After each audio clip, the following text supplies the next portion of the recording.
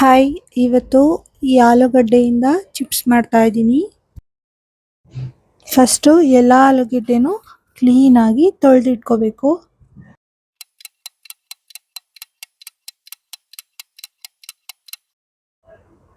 ಈಗ ಆಲೂಗಡ್ಡೆ ಎಲ್ಲ ತೊಳೆದಿಟ್ಕೊಂಡಿದ್ದೀನಿ. ಈಗ ಆಲೂಗಡ್ಡೆ ಸಿಪ್ಪೆ ಕೂಡ ತೆಗೆದ್ಬಿಡ್ತಾ ಇದ್ದೀನಿ. ಹೀಗೆ ಆಲೂಗಡ್ಡೆ ಸಿಪ್ಪೆ ತೆಗಿಯೋಕ್ಕೆ ನಾನು ಒಂದು ಪೀಲರ್ನ ಯೂಸ್ ಮಾಡಿ ತೆಗೆದಿದ್ದೀನಿ. ಹೀಗೆ ಎಲ್ಲ ಆಲೂಗಡ್ಡೆ ಸಿಪ್ಪೆ ಕೂಡ ತೆಗೆದಿದ್ದೀನಿ. ನೋಡಿ, ಹೀಗೆ ಬಿಡಿಸಿಟ್ಕೊಂಡಿದ್ದೀನಿ.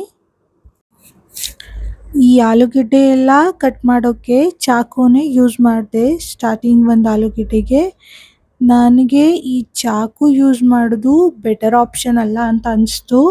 ಯಾಕಂದರೆ ತುಂಬ ಟೈಮ್ ತಗೊಳುತ್ತೆ. 1-2 ಆಲೂಗಡ್ಡೆ ಆದರೆ ನೀವು ಆರಾಮಾಗಿ ಯೂಸ್ ಮಾಡ್ಬೋದು. ಆದರೆ ಇಲ್ಲಿ 1-2 ಆಲೂಗಡ್ಡೆಗಿಂತ ನಾನು ತುಂಬ ಮಾಡ್ತಿರೋದ್ರಿಂದ ಚಾಕು ಬೆಟರ್ ಆಪ್ಷನ್ ಅಲ್ಲ. ನೋಡಿ, ಅದು ಕಟ್ ಮಾಡ್ತಾ ಹೇಗಾಗುತ್ತೆ ಅಂದರೆ ಥಿಕ್ನೆಸ್ ತುಂಬ ಥಿಕ್ಕಾಗುತ್ತೆ. ನಮಗೆ ಸ್ಲೈಸ್ ಎಲ್ಲ ತುಂಬ ತೆಳುಗೆ ಇರಬೇಕು. ಅದರಿಂದ ಸ್ಲೈಸ್ ಎಲ್ಲ ತುಂಬ ಥಿಕ್ಕಾಗಿ ಬಂದರೆ ನಮಗೆ ಚಿಪ್ಸ್ ಕೂಡ ಅಷ್ಟು ಚೆನ್ನಾಗಿ ಬರಲ್ಲ. ಸೊ ನಾವು ಗ್ರೇಟರ್ ಯೂಸ್ ಮಾಡಿದರೆ ಚೆನ್ನಾಗಿ ಬರುತ್ತೆ. ನೋಡಿ, ಇಷ್ಟು ಥಿಕ್ನೆಸ್ ಬರುತ್ತೆ ಇದು ಚಾಕುಲ್ ಕಟ್ ಮಾಡಿರೋದು. ಅದಕ್ಕೆ ಇವಾಗ ನಾನು ಗ್ರೇಟರ್ನ ತಗೊಂಡು ಚಾಪ್ ಮಾಡ್ತಾ ಇದ್ದೀನಿ ಎಲ್ಲ ಆಲೂಗಡ್ಡೆನೂ. ಹೀಗೆ ನೋಡಿ, ಇದು ತುಂಬ ತೆಳುಗೆ ಯಾವ ಸೈಜ್ ಬರಬೇಕೋ ಆ ಸೈಜ್ ಬರುತ್ತೆ. ಹೀಗೆ ಎಲ್ಲ ಆಲೂಗಡ್ಡೆನೂ ಸ್ಲೈಸ್ ಮಾಡ್ಕೊಂಡಾಗಿದೆ. ಈಗ ಇದನ್ನು ಸ್ವಲ್ಪ ಆಫ್ ಬಾಯ್ಲ್ ಮಾಡ್ಕೊಳ್ಳೋಣ.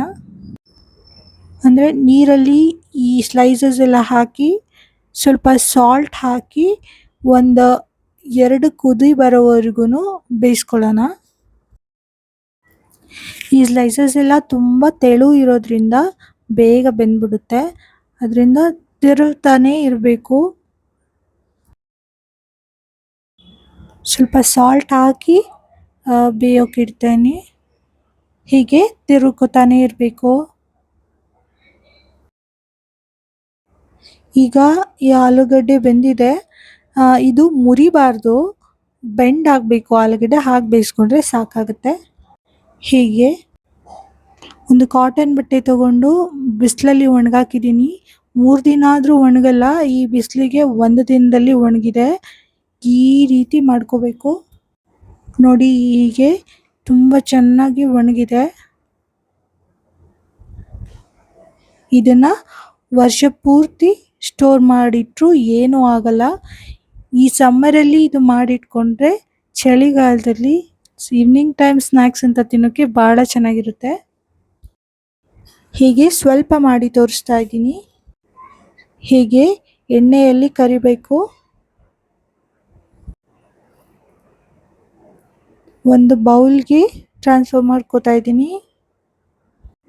ನೋಡಿ, ಎಷ್ಟು ಕ್ರಿಸ್ಪಿಯಾಗಿ ಕಟ್ ಆಗ್ತಾ ಇದೆ. ಇದಕ್ಕೆ ಸ್ವಲ್ಪ ಉಪ್ಪು ಹಾಕಿ ಸ್ವಲ್ಪ ಚಿಲ್ಲಿ ಪೌಡರ್ ಹಾಕಿ ಮಿಕ್ಸ್ ಮಾಡಿ ಹೀಗೆ ಮಿಕ್ಸ್ ಮಾಡಿ ತಿನ್ನಬಹುದು. ಮಕ್ಕಳಿಗೆ ಖಾರ ಆಗಲ್ಲ ಅಂದರೆ ಬರೀ ಸಾಲ್ಟ್ ಹಾಕೊಂಡು ಕೂಡ ಎಂಜಾಯ್ ಮಾಡ್ಬೋದು. ಟ್ರೈ ನಾವ್.